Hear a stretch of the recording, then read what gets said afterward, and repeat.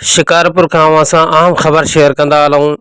त regional union of journalist Pakistan पारां दुआ शादी हाल शिकारपुर में द बेस्ट परफॉर्मेंस अवार्ड तकरीब मुनाकिद कई वई। तकरीब जी मेज़बानी जा फ़राइज़ regional union of journalist Sindh जे जनरल सेक्रेटरी सीनियर सहाफ़ी ज़ख्मी रशीद महर जिन सरअंजाम ॾिना ऐं सहाफ़ी सजाद भुट्टो जिन स्टेट सेक्रेटरी जा फ़राइज़ सरअंजाम ॾिना। हाफ़िज़ रफ़ीक अहमद शर अल्लाह रब्बुल इज़्ज़त जे कलाम पाक सां तकरीब जो आगाज़ कयो।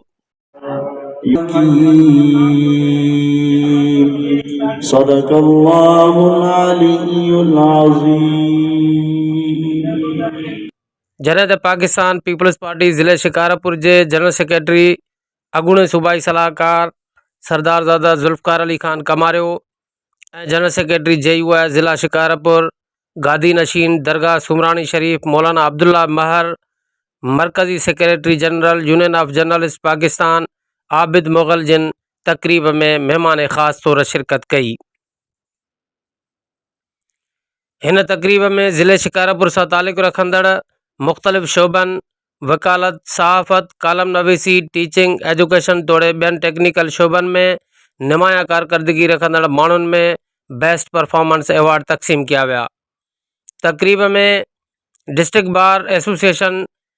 जे सदर एडवोकेट अब्दुल कादिर अबड़ो, शिकारपुर बचायो तहरीक जे अॻूणे सदर एडवोकेट असगर पहोड़, JUI ज़िले शिकारपुर जे प्रेस तर्जुमान हाफ़िज़ रफ़ीक अहमद शर, एडवोकेट ज़फ़र अलवी, पंवर इताद ज़िले शिकारपुर जे सदर डॉक्टर नियाज़ पंवर, अॻवान ज़ाहिद बम्बरो, मैडम शाइस्ता बलोच, मैडम महनाज महर, सचाई न्यूज़ जे चीफ एग्जीक्यूटिव कमांडो पंवर समेत शिकारपुर, खानपुर, लखी, मधेजी, मिर्ज़ापुर, गढ़ियासीन समेत मुख़्तलिफ़ शहरनि मां सहाफ़िन, कलमकारनि, अदीबनि, वकीलनि, दानिश्वरनि, सियासी समाजी अॻुवाणनि ऐं वॾे तइदाद में शहरनि शिरकत कई। तकरीब के मेज़बान सहाफ़ी ज़ख्मी रशीद महर मेहमाननि के आजियाणो पेश कयो ऐं ख़ासि मेहमाननि के सिंध जी सूखड़ी, टोपी ऐं अजरक जा तोहफ़ा पिणु पेश किया विया। जॾहिं त तंज़ीम जे मरकज़ी अॻुवान आबिद मुग़ल,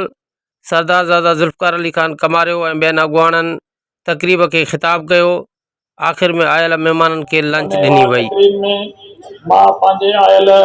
महिमाननि जो, पंहिंजी अगड़ियुनि जो, पंहिंजी भेनरुनि जो, पंहिंजे साथी दोस्तनि जो, सोशल वर्करनि जो,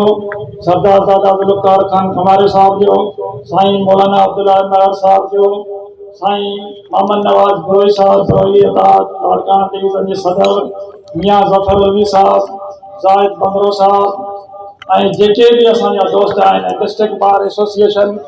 जा सदर अब्दुल कादिर अबड़ो साहब, मैडम शाइस्ता बलोच साहिबा, मैडम अती महनाज महर साहिबा, इन समेत जेके भी मुंहिंजा भाइर दोस्त, जेके भी मुंहिंजा सहाफ़ी हज़रात, जेके भी शरीक थिया आहिनि, उस्ताद साईं गस्टा जो जेको आहे असांजे नायब सदर मोहम्मद बचल अबड़ो साहब ऐं जेके भी असांजा दोस्त शरीक थिया आहिनि, मां उन्हनि खे दिलि जी गहराइनि सां वेलकम पेश कयां थो। हिन प्लेटफॉर्म जो असांजे हिन जो मक़सदु इहो आहे त असांजे सिविल सोसाइटी में जेके भी असांजा किरदार रहनि था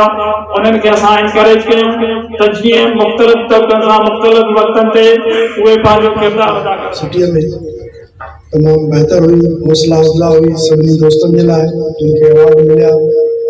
ऐं अॻिते जे लाइ सभु दोस्त महिनत कंदा त इंशाअल्लाह अॻिते जीअं अब्दुल रशीद पाण ख़ुदि महिनत कई आहे ऐं हुन पाण मंझरायो आहे। हर शोबे में सियासत हुजे, सहाफ़त हुजे या को ॿियो शोबो हुजे, हुन में जेको दोस्त महिनत कंदो उहो ज़रूरु अॻिते ईंदो। महिनत जो फल सिंधीअ में चवंदा आहिनि मिठो हूंदो आहे ऐं महिनत सां अचे त उहो बहितरु आहे। ऐं मां हिकु दफ़ो वरी ॿीहर अब्दुल रशीद साहब खे नई मुबारकबाद पेश कयां थो। लाहौर खां आयल असांजो मुग़ल साहब, हुनजी टीम, उन्हनि जो बि शुक्रियो जंहिं मूंखे अवार्ड ॾिनो ऐं मां हुनखे वेलकम बि कयां थो ऐं अब्दुल रशीद खे चवां थो जेकॾहिं हुनखे मां वटि वठी अचे राहे त उहो असांजा महिमान आहिनि, पूरी लाहौर जी टीम सदाईं अचे, असांजा दरवाज़ा हुननि जे लाइ खुलियल आहिनि। सभिनी दोस्तनि खे हिकिड़ी गुज़ारिश बि आहे त मीडिया हिकु वॾी, जीअं असां चवंदा आहिनि त 4 थंभनि में हिकु थंभो मीडिया आहे। मीडिया जे दोस्तनि खे मां हमेशह इहो चयो आहे त कंहिंजे बि फेवर में न लिखो, हक़ु लिखो ऐं जीअं उन शइ जी तरदीद न करणी पवे। सो तव्हां जेतिरो हक़ु लिखंदव, सच लिखंदव, उनजो जेको आहे सो असांजे सिंध खे फ़ाइदो थींदो। ऐं मुंहिंजा हिते स्टेज ते सभई दोस्त हमदर्द बुज़ुर्ग जेके वेठल आहिनि मां उन्हनि जो बि शुक्रगुज़ार आहियां। ऐं अब्दुल कादिर साहब वेठो आहे, हेॾो असांजो गिरोही साहब, या जेतिरा बि दोस्त वेठा आहिनि सभिनी दोस्तनि जी महिरबानी, पिंडाल में आयल असांजूं वधियूं न्याणियूं सभिनी जा महिरबानी जंहिं हिन प्रोग्राम खे रौनक बख़्शी, सभिनी दोस्तनि जी वॾी महिरबानी। जीए भुटो। ज़ख्मी अब्दुल रशीद महर और उनकी टीम को मुबारकबाद पेश करता हूँ। तकरीब में ज़िला भर से मेरे कलमकार साथी, बार एसोसिएशन और मुख्तलिफ मकतबा फ़िक्र के लोगों ने जो शिरकत की और इस तकरीब को कामयाब बनाया, इसकी कोशिश और काविश पर मैं ज़ख्मी रशीद महर को खराज चंद्र जो टुकड़ो लगे तो अज तू, चंद्र जो टुकड़ो लगे तो अज तू,